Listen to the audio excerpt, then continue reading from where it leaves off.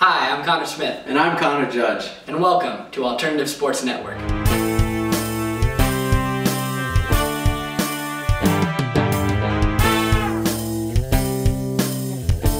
For this week's episode, we'll be discussing the Beantown Brawl, which took place in Tewksbury, Massachusetts this past weekend. You can learn all about how the tournament was organized in last week's video. We'll give you the link here.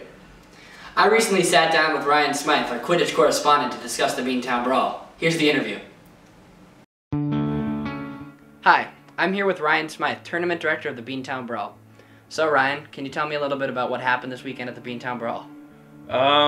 This weekend started, I think it was Thursday night, when Maryland informed us that they wouldn't be able to attend because their vans were locked on their campus, which had closed down due to the snowstorm. The next night, NYU informed me that they would not be able to attend because of the conditions of the road. And then once Saturday came around, we thought we had everything planned out, everything was going great. And then the bus driver who was supposed to bring the Canadians and Emerson to the fields didn't show up for about 2 hours. And so that meant that we had to restructure the schedule again, and then more teams had to come late. Wow. Yeah, it really seems like weather was a big problem here in this tournament. Can you elaborate on how it really affected, scheduling the entire tournament around it?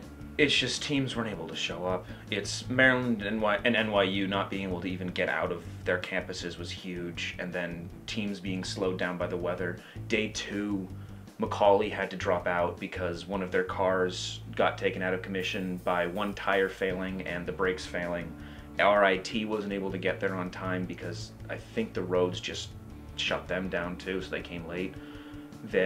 So we were just going schedule after schedule, trying to keep the tournament from collapsing in on itself, and I feel like we got the games in, so I'm happy about that, but it was a stressful experience. Yeah, I'm glad to hear that you guys got everything together and kept the games going. So can you tell us a little bit about who was playing, how the games went, and just about some of the stars that really shined there at the tournament?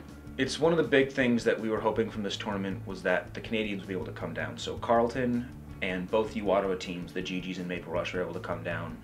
And Carleton played great against all the Boston and New York teams that showed up. The GGs, who won the Canadian regionals, they played great. They were playing actually down 5 players, including their main seeker and one of their main keepers and one of their female chasers.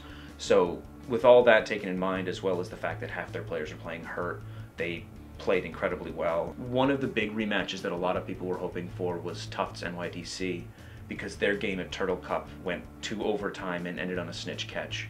And when they played in the semifinals, the exact same thing happened, and it was huge. It was fantastic. And then the final game, BU only had a 5-minute rest because of time constraints, and they just came out and just blitzed NYDC.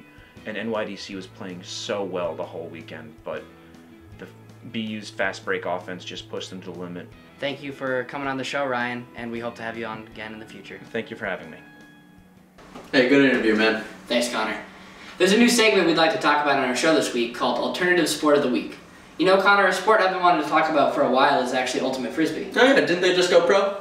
Yeah, actually recently they released a league called Major League Ultimate, which has about 8 teams spread around the United States, including Boston, New York, and San Francisco, actually. Yeah, I'm a big fan of this startup league. I think it'll open up an entire new community. What do you think of them going pro? Oh, I really like it because I'm actually a big fan of playing Ultimate Frisbee. Whenever I'm back home with my friends, I like to, go play a couple games during the week.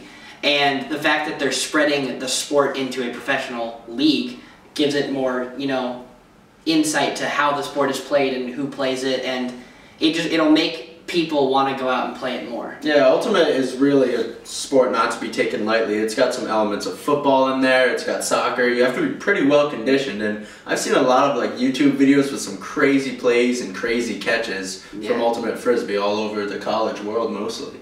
Yeah, even plays get shown up on large TV networks. Like in my local networks, I'll see occasionally oh, great play of the week, and it'll be an Ultimate Frisbee throw or catch that goes across a football field. And you're like, wow, I can't believe that's actually possible. Yeah, so finally, Major League Ultimate is legit, and people will start playing professionally. I'm excited to go to a game myself. Oh yeah, for sure, especially here in Boston. I want to go check out those Whitecaps and see what they can do. Yeah, absolutely. Yeah. You know what, Connor? We've been discussing Ultimate Frisbee for a little bit, but I'd like to see what our audience has to say. Yeah, let us know in the comments section what you think about Ultimate going pro, or if there's a different sport you think we should cover, please let us know. Go ahead and like this video if you haven't already, and subscribe to our channel to see future videos on Alternative Sports Network. And for ASN, I'm Connor Judge. I'm Connor Smith. Have a good day.